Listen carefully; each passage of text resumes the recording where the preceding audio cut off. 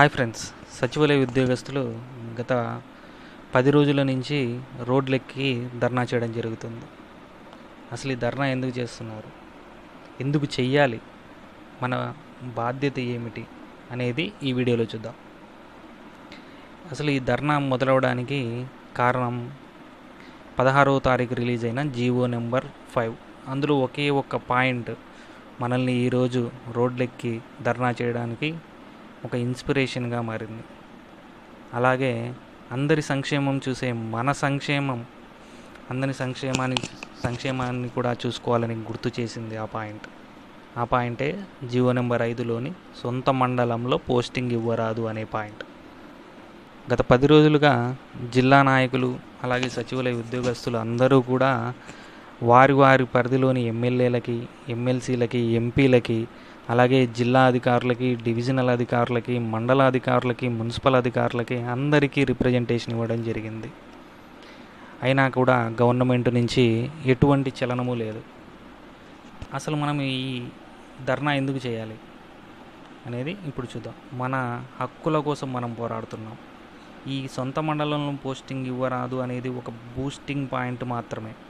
మనల్ని అందరినీ ఏకతాటిపైకి తీసుకురావడానికి, అలాగే మనల్ని అందరినీ ఐకమత్యం చేయడానికి, మన హక్కులు మనకి గుర్తు చేసింది మరియు మన సంక్షేమాన్ని మనకు గుర్తు చేసింది ఈ పాయింట్. మనం గవర్నమెంట్ని అడిగేది ఒకటే, మనము రేషనలైజేషన్ అని గవర్నమెంట్ చెప్తుంది. ఆ రేషనలైజేషన్లో కొన్ని పోస్టులు, టెక్నికల్ పోస్టులు 2 సచివాలయాలకు ఒక పోస్టును కేటాయించడం జరిగింది. ఆ మిగులు సిబ్బందిని ఏం చేస్తారు, ఎక్కడ అడ్జస్ట్ చేస్తారు అనే దానిపైన క్లారిటీ అడగడం జరుగుతుంది. అలాగే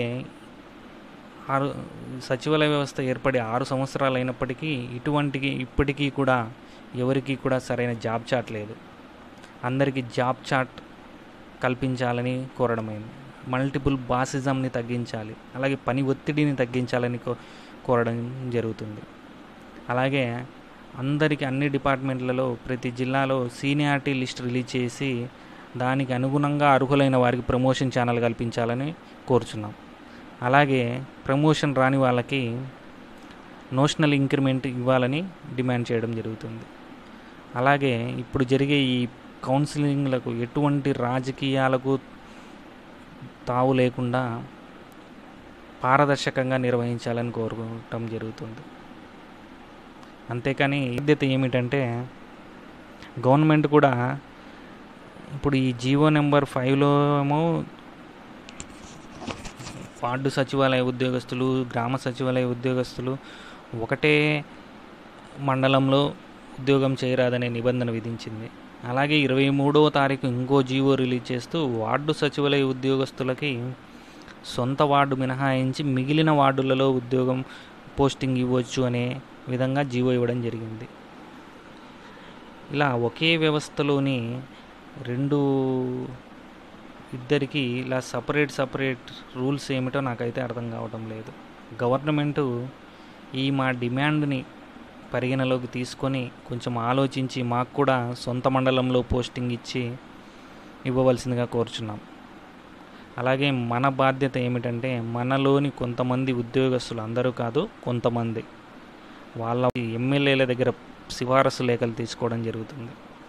అయ్యా ఉద్యోగస్తులారా, నేను చెప్పేది ఒకటే, ఈరోజు మీరు రాజకీయ నాయకుల దగ్గరికి వెళ్ళి చేయి చాచి సిఫారసు లేఖలు తెచ్చుకున్నారు అంటే వారి చేతిలో బానిసలుగా తయారవ్వాల్సిందే. మనం కష్టపడి చదివి ఉద్యోగం సాధించి కష్టపడి ఉద్యోగం చేస్తున్నాం, రూపాయల నిస్వార్థ సేవ చేస్తున్నాం, మన సంక్షేమాన్ని వదిలేసి జనాల సంక్షేమం చూస్తున్నాం. అలాంటి మనము ఈ ట్రాన్స్ఫర్స్ను కూడా ఎటువంటి రాజకీయ జోక్యం లేకుండా పారదర్శకంగా నిర్వహించుకుందాం, మన ఐక్యతను చాటుదాం.